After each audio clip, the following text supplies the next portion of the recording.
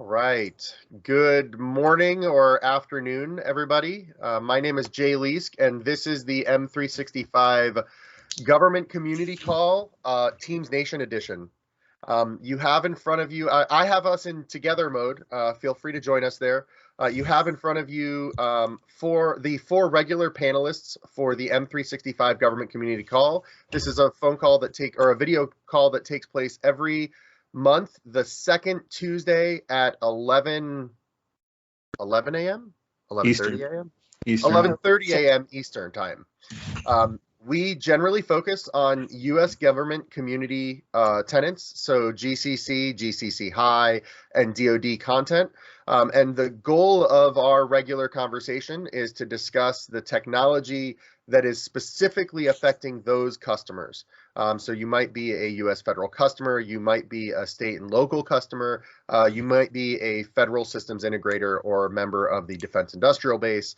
But those are the people we generally talk to. If you're joining us and you are not one of those people, we gladly welcome you to hear of the many, many gripes that our community comes across because we are delayed or have been traditionally so in getting technology updates. So we'll do a quick round robin for everyone in the room. I don't know if you guys are seeing the same order I'm seeing in together mode. I've got Rima, me, Jeremy, Sarah, and Craig. If you're seeing that same order, let's go in that order and do a quick round robin. Introduce yourself, who you are, what you do, and we'll go from there. All right, I think I was first. Was that yes. right? Sure. You're just going to have to tell us because I'm not seeing it either. So I always go alphabetical, but you just, Jay messed that up. Oh God. Hey, my name is Rory Marias. I am a principal program manager in Teams Engineering, and I focus specifically on federal government and DoD. What's cool about my role is that I get to kind of tell customers about the latest and greatest in Teams, and also kind of help customers design solutions. And so we are that engineering touch point into the customer base. So I get to really kind of oversee all of federal and DoD and see how awesome, millions and millions of users are using Teams. Today, if you happen to see this right here, I don't know if you can see this. I broke my finger walking my dog. I know I don't have purple wrap. I'm sorry. I should have put purple wrap for Teams. But anyway, so I'm not trying to flick anybody off. It's just an annoying thing with a splint. Anyways, yeah, so. That is funny. I thought it was an inhaler at first because it's exactly the same coloring pattern as my inhaler. Oh, really? Yeah, it's a little bit longer. That's why I was confused. So thank you. Yeah, it's weird. I don't know. It's horrible. It's awful. All right. Good morning, everybody. My name is Jay Leask. I am the Director of Federal Strategy for AvePoint Public Sector. AvePoint is an ISV in the Microsoft community, traditionally known for migration and management of SharePoint on premises. And we have a ton of other things relating to cloud management. I'm traditionally an engineer. The Director of Federal Strategy is more of a sales role, but I am an engineer by background. And I love hearing the sound of my own voice. I mean, working with these wonderful people to share information. So you'll see me on a couple of podcasts like This Week in Teams, which I run with Craig, and Buzzkill IT podcast. But we've already had our first question, and that was, where can we find this monthly call? And I'm going to answer that one right now because it seems appropriate. I posted a link in the chat. It is a short link, gov.leask.com/M365GovComCall. That link will get updated every month to go to the notes for the session. Of course, I didn't create a notes for this month's session, so it just goes to the previous one.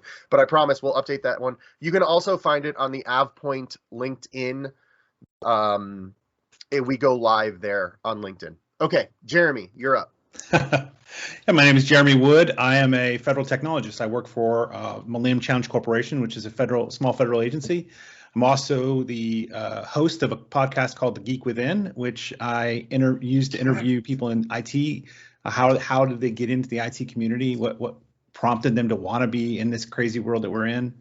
And then, of course, I work with these wonderful people on our monthly calls. So looking forward to this conversation. I kind of bring a government voice and and can really express the pain and suffering I sometimes feel on a daily basis.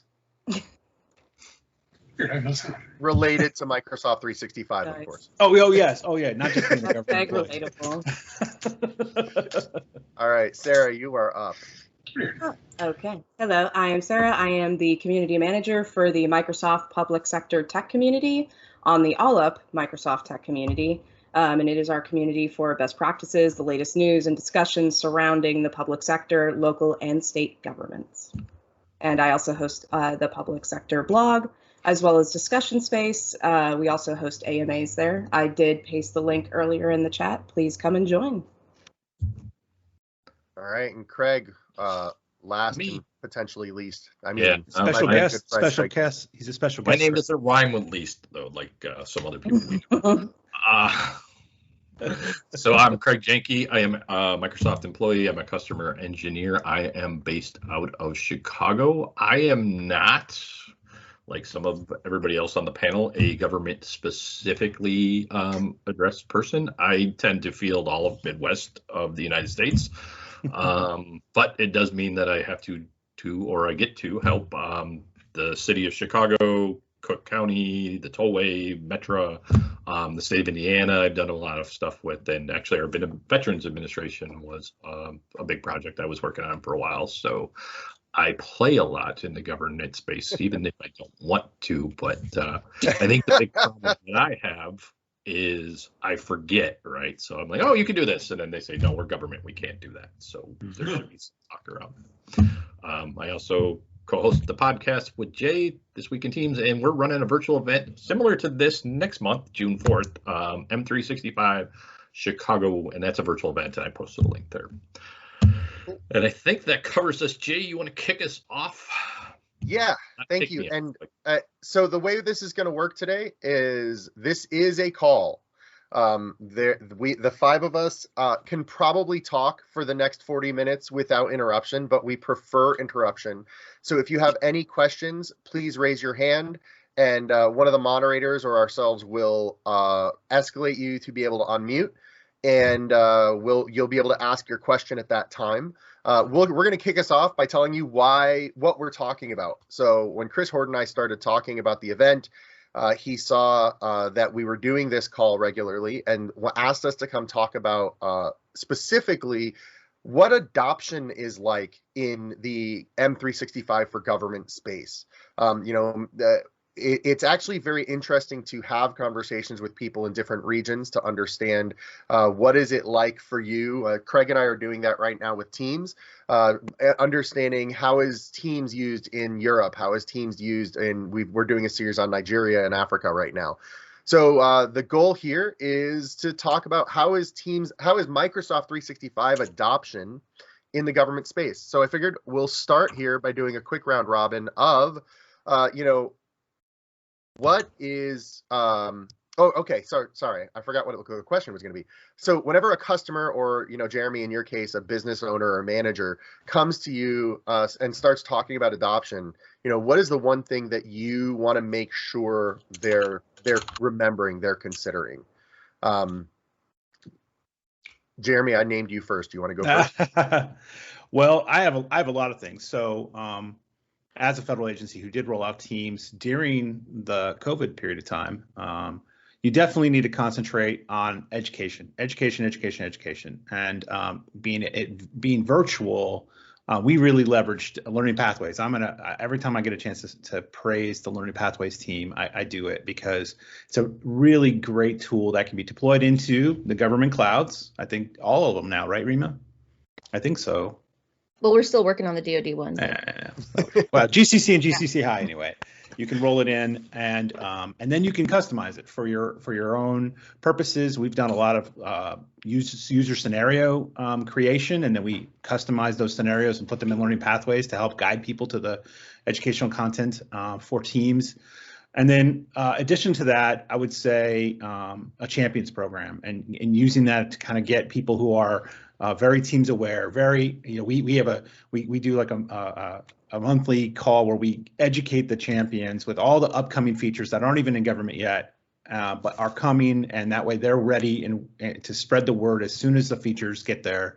And so really, I would say those are two biggies. I mean, I have more, but I'll give some people, other people a chance to chime in. But those are two big ones that for my agency made all the difference.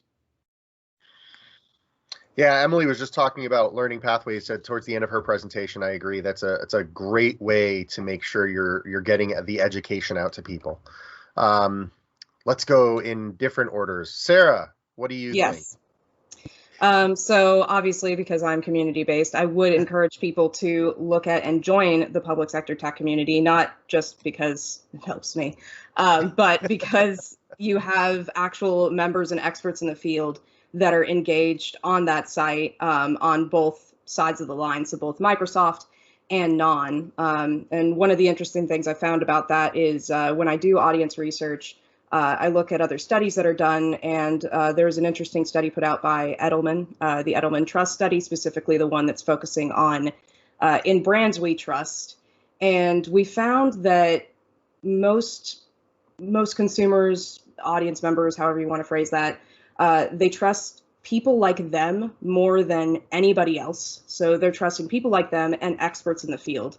In fact, the number is about 61 to 63% will trust people like them more. So it behooves you to go onto the community and interact with people that are already in your field to be able to ask those questions and to also see kind of how they navigated the field, as well as if they have any best practices or tips, or even it's a good way to pass along questions too, because like I said, we have experts that are on the tech community that are answering those questions and they're monitoring. From engineering to product marketing management to even exec level. They're all watching this community and are all actively engaged. And by engaging in your community, you can help to navigate a lot of the common pitfalls versus just going it alone. Yeah, and Sarah, I got to give you props because I know how much you harass us for content for the tech community blog. And so I know that it's a really great point that John makes, which you have a tech community and invariably it becomes a health ticket. But Sarah does a really good job of trying to make sure that there is content out there to educate people on all sorts of things, the technical stuff coming from Microsoft, but also partners like AvePoint and Summit 7 are being brought in to share expertise so that she is building a really solid community there. Highly recommended. Rima, what do you think when customers are talking about adoption? What's one of the things that you make sure to point out? So yeah, that's a great question. I have a lot of things. Just okay. Here's the first thing I'll say. For me, what I've seen be super successful is if the organization's mission or like the crux of what they do is tied to teams somehow and like advertised or like, kind of shared as a story. So like with government, we always have like missions about, what that agency organization is supposed to do, like whether it's, a military defense mission or like an intelligence mission or, people like, hey, we're serving our community kind of mission. And so what I've seen a huge amount of success with is kind of packaging up that mission with a story around how teams helped that, group or agency achieve that mission. And that really resonates because number one, you're speaking in the language of that organization or that agency. So like it resonates, it becomes personal to them. And it also gives them a concept or kind of like a launch pad of, hey, now I understand what Teams is a little bit about, and I can kind of build off of that and move forward into other scenarios. So I've seen that be really, really successful in both large, like super large and small agencies alike. I have the benefit and luck of dealing with the largest organizations in the world because it's US Gov. And that has been proven through all walks of life, that specific statement right there. And then the other thing I would say that's really, really key is if somebody in the C-suite is also championing, hey, we have to use Teams or hey, we should use Teams. So if you've got a CIO or CTO who's saying Teams made a difference for me or my organization's using Teams, like everybody should use it, people tend to fall in line for the most part and say, okay, if this is what my organization's recommending for us to use and this is what's available to us, let's use it. And then the other step right above that is to say, make sure that everybody in the organization can use Teams, can create Teams, can do what they need to do to get their work done, and that like security doesn't kind of get in the way of productivity. There's always a balance, right? Like, being secure and making the right choices, again, a balance, but blocking people from being able to create teams. We've noticed that a lot of people tend to use other applications that maybe organizations don't even manage or have insight that they don't even know that they exist. Mm-hmm. And then they don't even have the ability to kind of oversee or do any sort of governance on those applications at all. And so all that data kind of just lives somewhere else, and IT can't even do anything about that. So it's a matter of like creating a playground, a safe playground where everybody can kind of play with each other in a free form way. And so I've seen kind of like those top three things really kind of help Teams adoption overall, in my personal opinion. Craig, what would you like to add?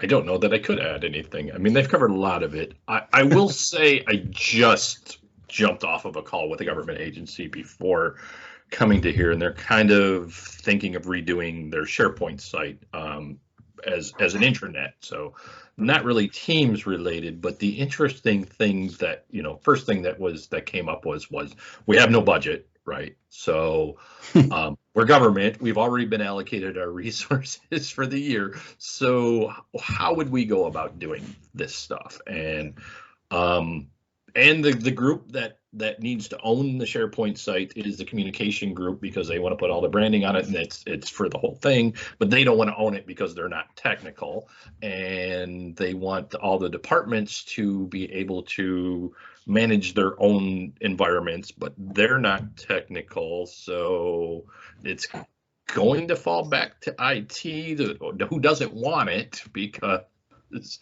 so we were talking about strategies for that, and and it's always things that I tell to customers is start to plan out what you want, right? Yeah. So have a plan with an end goal in mind where we're going.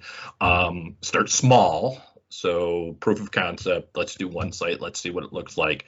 Let's see if people can figure this out. Let's get the training that we can best provide them. And I forgot that we have like what we call Microsoft Store training. So we used to have Microsoft Stores, but we closed those down and made those people trainers. So I put a link in the side to some of that training that's available.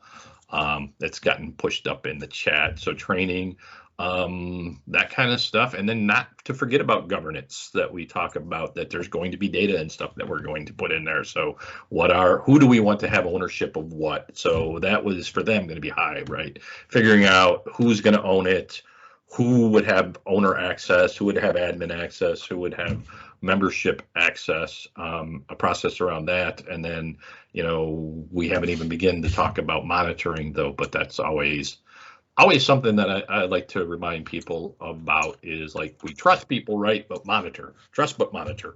Yeah.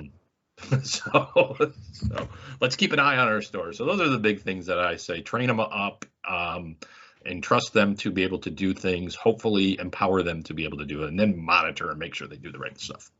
Yep. And have guardrails so they can't break everything. That trust but monitor and the guardrails thing, I think, are two key pieces to making sure things are successful. It's funny because trust but monitor doesn't sound like an adoption strategy. It sounds like a security strategy. But I'll be frank, if you aren't thinking of security as part of the design of your solution, then you're going to have problems. We had a great interview yesterday with the Millennium Challenge Corporation CISO, Miguel Adams. And one of the things that he reiterated during that call was, I'm not here to stop this from happening. I'm here to make sure that this is used safely. So that means that when IT comes to the CISO's office and says, we're going to roll this thing out, if you do it late, you're going to get shut down. You're going to get things turned off because there was no plan implemented for how to keep things safe. So by starting early with that organization, developing a plan on where you need to trust and where you need to monitor, and knowing what the technology capabilities are, then you can turn on more features and you can build greater adoption, because you're following a pattern that allows people to really take those steps to use the tool the way that the tool was truly designed for. The other. Go ahead. Sorry. No, my bad. Go ahead. That's okay. I actually forgot what the other part I was saying was. So Jay just talks around. Oh, well, that's just normal for us. I was gonna say, first of all, Craig, I loved your hot potato kind of like analogy. Like, it's like, okay, to use the hot potato, like who's gonna get it? Like, that's great. I was gonna add to that by like saying, hey, like having a service zone is really important. But Jay, to kind of follow on to like what you're saying around governance and making sure you kind of get that somewhat right. What I've always seen also like be really important is having what I call like rolling admissions. So I talk about this a lot in my other presentations too. I went to Penn State and like I applied early. This was many years ago. I'm very old now. So I applied early because I was like, you know what? I want to make sure I get in. And like they had this concept of rolling admission. So it was kind of like, hey, like first come, first serve. If you apply early, you know, we're just kind of roll people into college. I'm like, okay. So I kind of like that same concept when it comes to champions programs. So as you have like different iterations of pilots or waves, like let's say you do like a 4-wave pilot where you start small and then you kind of expand. Doing rolling admissions with like your champions program and kind of tweaking governance in the beginning during your like pilot phases. That way, like you're set to go once you go org wide. I've seen that be also really, really successful. But you're absolutely right, Jay, Craig, everybody, like getting governance somewhat right is important. It's always going to be like a living, breathing thing. Like it's never going to be like, hey, set in stone, and then we're just going to move forward and that's it. It's always something that I encourage people, hey, like look at, you know, in a certain interval, and make sure that it kind of breathes and grows with the organization because that's important too. But yeah, 100% agree. Sorry, I just wanted to make that side note. Yeah, I mean that frankly sounds like what I talk about when we talk about pilots with customers. The word pilot is so interesting because end users assume a pilot is temporary, but with M365, a pilot is really just a phased rollout. Right. And so it's really important to make sure that you're planning for that and that you have like a staged, you know, an interval of we're going to roll out to 100 people in 3 business units this month, and next month we're going to roll out to another 1,000 people, and like clearly stating that, because I remember there was one federal lab that I was partnered with, and they did a pilot, and I sat down with the pilot group about a month after it was released. And they're like, yeah, we're not using it. And I'm like, what do you mean you're not using it? Well, we're worried that anything we put in there is going to go away. And I looked at the IT team. I'm like, is this a temporary pilot? They're like, no, this is just the first stage. I'm like, see, that's where semantics becomes important. It's pilot versus proof of concept. Right. Yeah. Proof of concept. Yeah, I would say, I mean, that's something our agency ran into, right? We called it a pilot. It was a year-long pilot on Teams before we finally rolled it out to everybody else. But I will say some period of time, whether you want to call it proof of concept or first phase of the pilot, at the end of that period of time, it's the time to regroup, make sure you now really understand what your governance should be, make sure you thoroughly actually understand what the admin center provides and realize that the admin center capabilities change.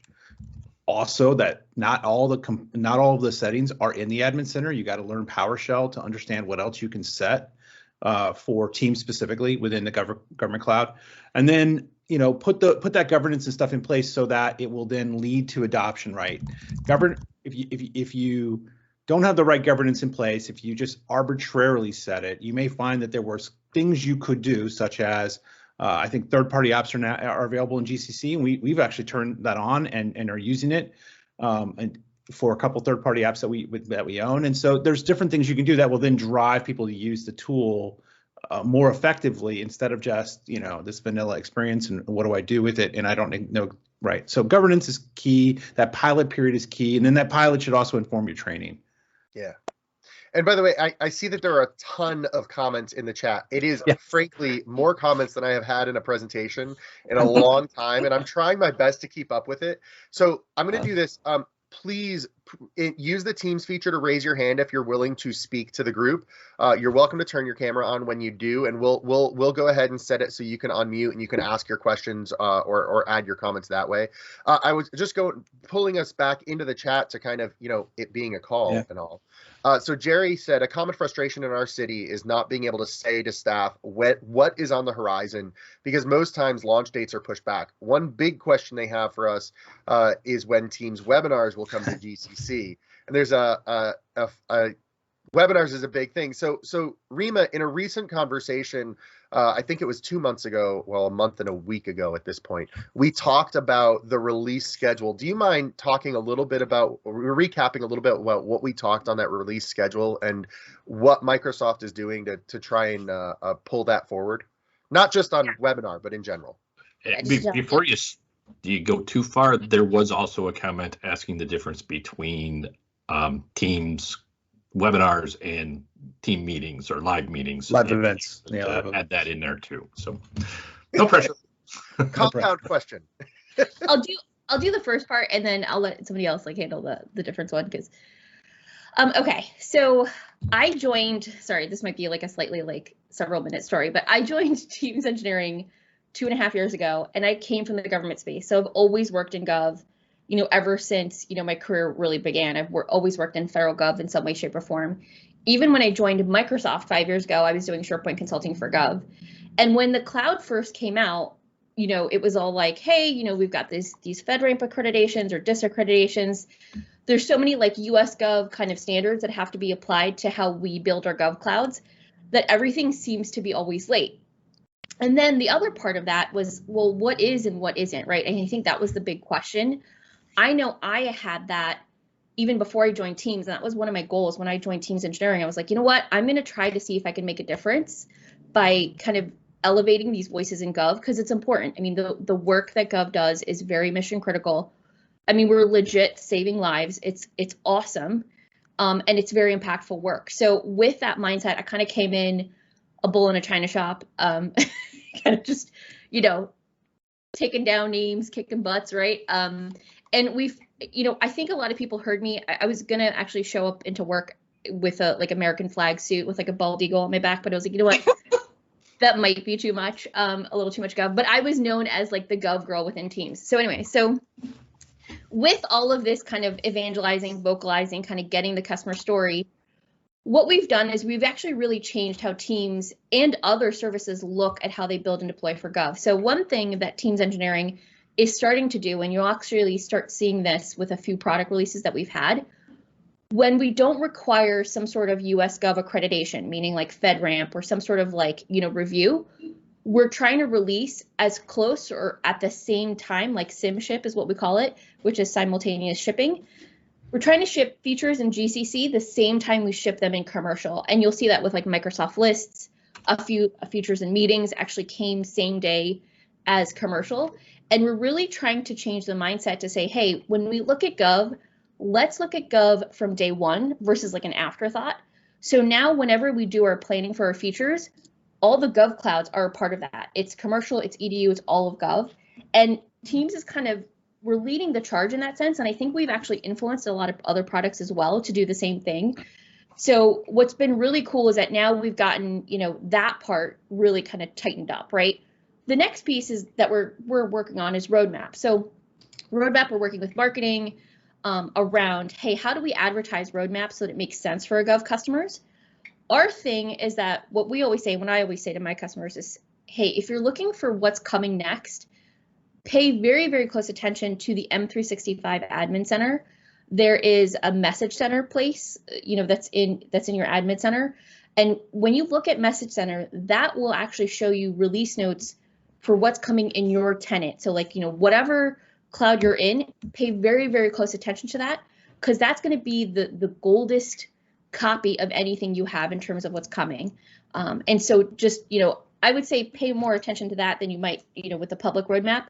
We're getting better. We're not perfect, obviously, but this is at the forefront of our mind. We have weekly, monthly reviews with all of our SLT. I mean, this is it's very high up. Gov is at the forefront of everybody's minds within Microsoft.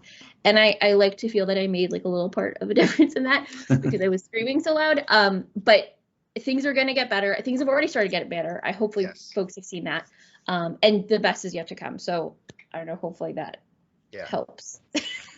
I could chime in a little bit on that. I saw, Jay, that you posted a link for webinar versus Teams events, and I've used the Teams event function, and it looks like for webinars, they're breathing some of those features into the main Teams for a webinar capability, and then they're kind of integrating that whole registration mechanism. So I'm looking forward to that in government, because then we could actually set up events where you register and I don't have to have like a separate registration mechanism. It's really, I think they're just trying to compete with the market, right? Let's add another feature to compete with the market. It's fair. Yeah. I will vouch for what Rima's saying too. Like the last couple of calls, even we've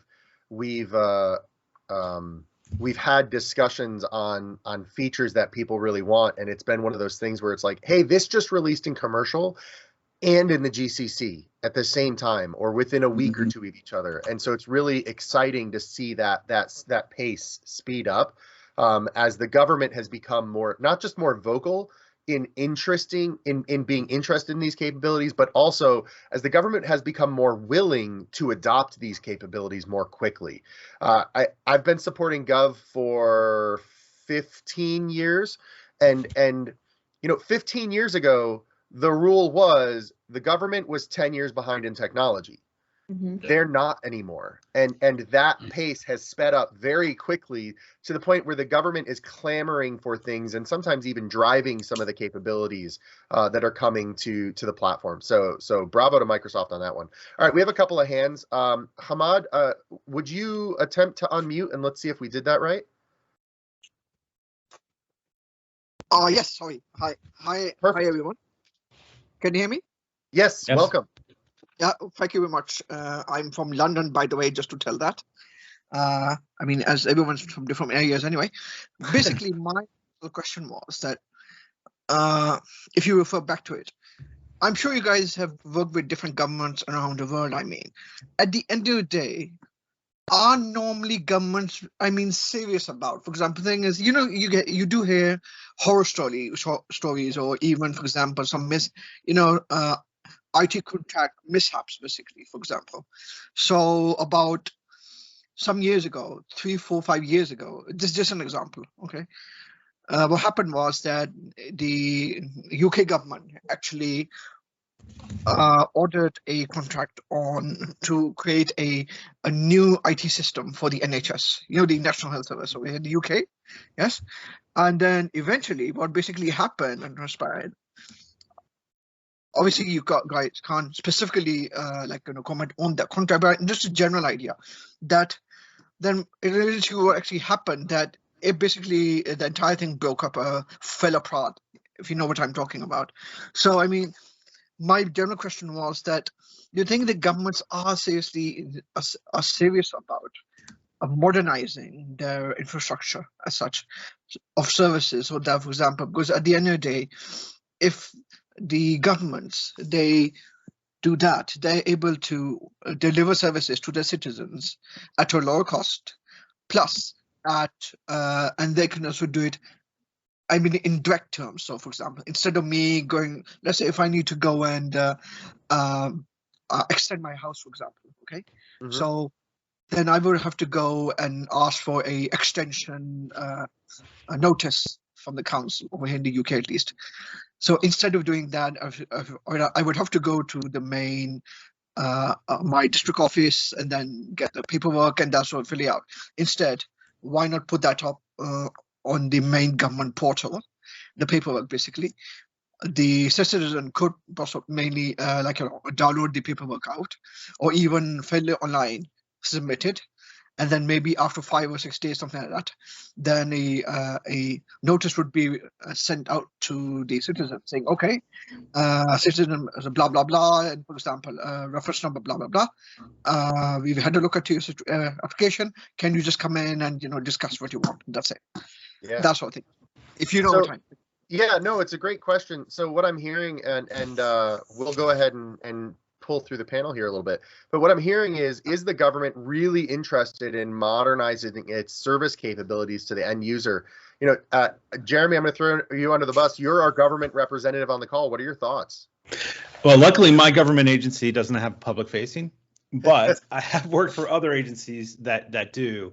And I would say yes. I mean, in many cases, now to the greatest extent possible, we're trying to figure out how do we balance the fact that there's few of us and many citizens who may want to try to contact the agency to ask a question or get information, and that's where the use of AI and bots is going to be helpful. I mean, to an extent, right? We got to make sure they're useful and they're responsive, and they're not just going to send you down, kind of like the telephone press number X to get to wherever kind of loophole, right? To avoid people. But no, definitely in my experience, many agencies are trying to figure out what's the best way to do customer engagement, or public engagement. And, Teams itself does allow for some of that, right, through a communications mechanism. But more broadly, I think there are many new technologies that we're implementing within Office Stack. They're coming into the government cloud that are helping us with some of those external engagements. Once we figure out the right governance in place to allow external access to work appropriately. So I would say also government to government. So my agency works in the foreign aid space. And so we've done a lot of work with the countries that we're doing business in to help facilitate technology modernization for them so that they can then interact with us, so we can both coordinate the project that they're working on and make sure that we hit the end goal of what we're trying to do in whatever type of project we're doing. So there are governments around the world that are looking for better ways to integrate and to communicate and collaborate. And I'm finding that there isn't a lack of desire to do it. It's just sometimes funding, it's sometimes knowledge, and right. So there's just a little bit of a headway that needs to be made there still. Hey, Craig, you said you end up talking with a lot of the local cities and state agencies in the Midwest. Are you seeing an interest in this technology for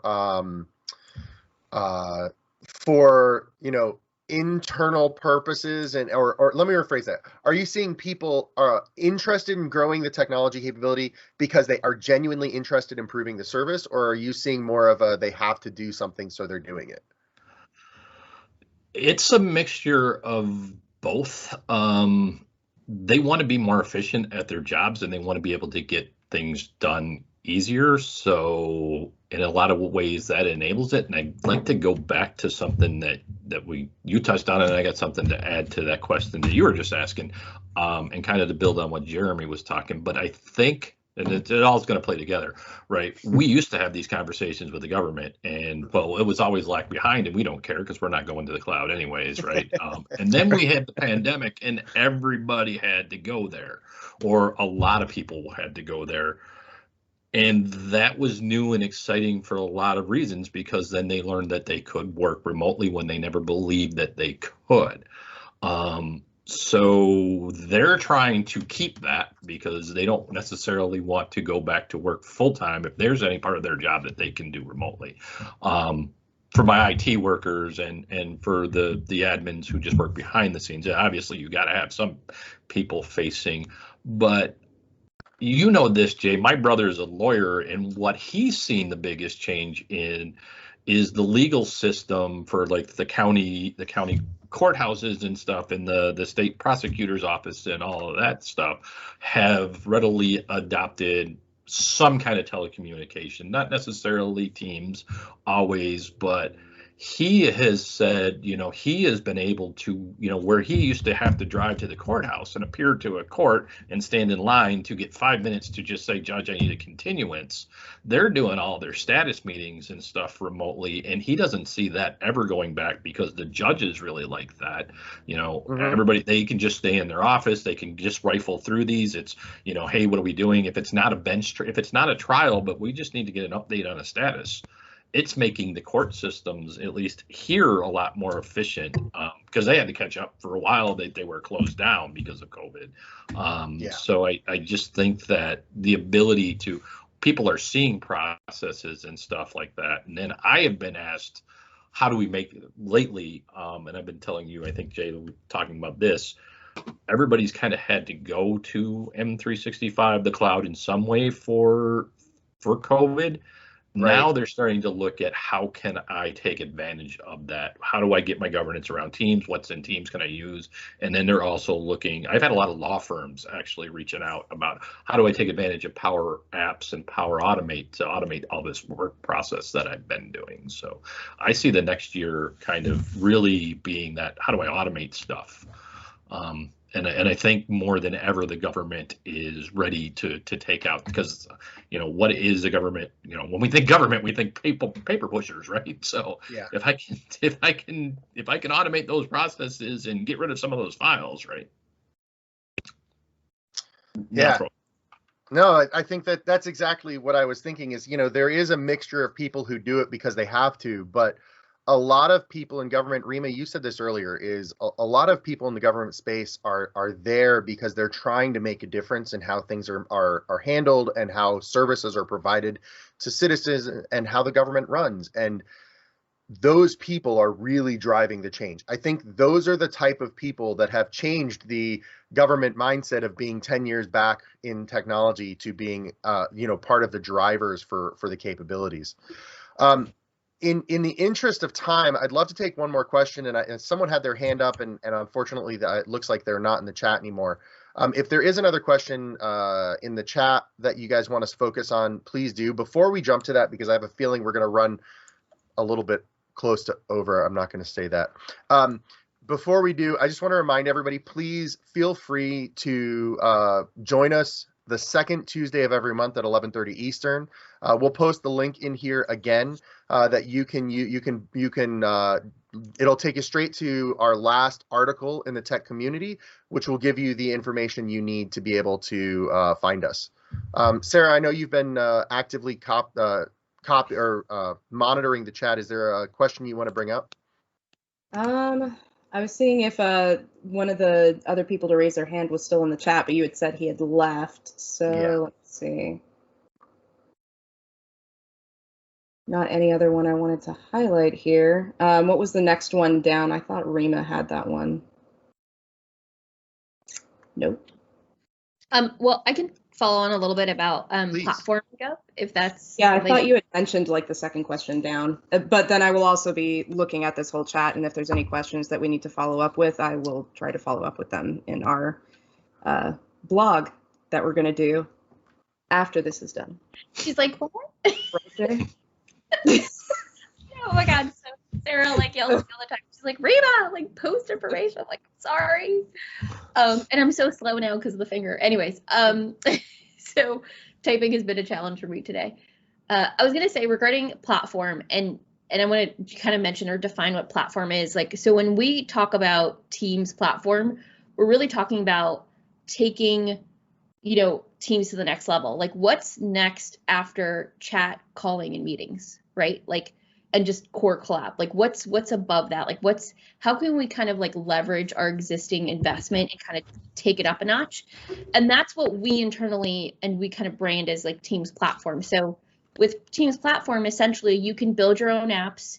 You can also bring other tools within M365, such as Power BI or Power Apps or Power Platform, any of the Power stuff. You can also bring into Teams, and Jeremy had actually mentioned before bots. You can also, you can also build bots in Teams too. And all of that stuff is available right now in GCC. We even have some platform capabilities like being able to build your own custom apps and pin them into Teams in GCC High and DoD. That just came out recently. So if you don't know about that, if you want to, bring your own SharePoint site or bring your own line of business app as a custom tab into Teams, you absolutely can do that today. I owe Sarah a blog on that, so she's gonna be like, that's right. Yes. Yeah. But we've seen a lot of state and local government agencies utilize this, especially when it comes to citizen engagement. So meaning hey, if you've got to, let's say a citizen has to request a permit, or they have to request some sort of thing from a local government agency. How does a citizen user kind of engage with that agency in a secure way? And that's been really cool. We've had a lot of concepts around that and built a lot of scenarios around that. I will say today, there is one state that's in the East Coast that actually does marriages using Teams. So they actually are married. Yeah. Oh, yeah. Sorry, you didn't know. Yeah. So they're marrying people through Teams. So essentially, people can request to get a marriage license and also to go, get married through a magistrate, all of that is done using Teams and a booking tool that actually automatically books, the judge, who's the magistrate who's going to marry the couple. And then they show up at the place, or they can do it remotely as well through a Teams meeting. So all of that is done through Teams, where kind of like folks, are getting married. So we call it, I think it was called Teams Cupid. Married as a service. That's amazing. Are you sure that's not Nevada and not the East Coast? It's not Nevada. I promise. It's a really big state, or I guess one that has a lot of people. So yeah, I mean, there's a ton of opportunities that we've seen, and I know we've got some state and local government folks here. I'm even working with federal agencies around, how do we discuss, especially with the elderly, like some of their benefits information. Like how do we engage with kind of like the public around that? We've got even some agencies who are doing, official signed documentation using Teams as kind of the power behind that. And so they're bringing like their own built apps into Teams and kind of having a guided process for that user, making things easier overall without the user really having to think about it or having a license or anything like that. So that's been really powerful to see that, hey, it's not just chat calling meetings, like let's build something on top of Teams to make this really valuable and easier for us. Because in my mind, don't build something for the sake of building something, because that's just a waste of money, right? Like build something that makes sense and makes people's, lives a lot easier. And so that's something that I know I've been and the rest of my team have been championing this year and will continue to next year. So if you're a gov agency and you've got, some interest in this, hit me up on Twitter or on LinkedIn, and we'll connect you with the right folks and say, hey, how can you move forward with that? So I did a quick search, and it looks like you're referring to the Cupid Project out of New York. And that's amazing. I posted a link, so you got it from Google, not from Rima. That's amazing. I did not expect to have a government-focused call and talk about getting married online. So thank you. I didn't see that link. Are you sure you put? Oh, there it is. Yeah. So listen, there's a ton we could talk about, and I believe we have like 1 minute left. So to wrap, I'm going to ask each of you, go ahead and post your Twitter handle in the chat. If you're listening and you have questions, you want to connect with us afterwards, you want to make sure you want to make sure when the next meeting, the next gov call is, go ahead and reach out to any of us on Twitter, or look us up on LinkedIn. And hey, I'm not invited to that, so don't look me up. No, you're not. You're not. But saying I'm not. I don't know if anybody knows about that. But we look forward to being able to have future government conversations with all of you. Thank you so much. This was our first live one, and this was a lot of fun. So thank you, everybody.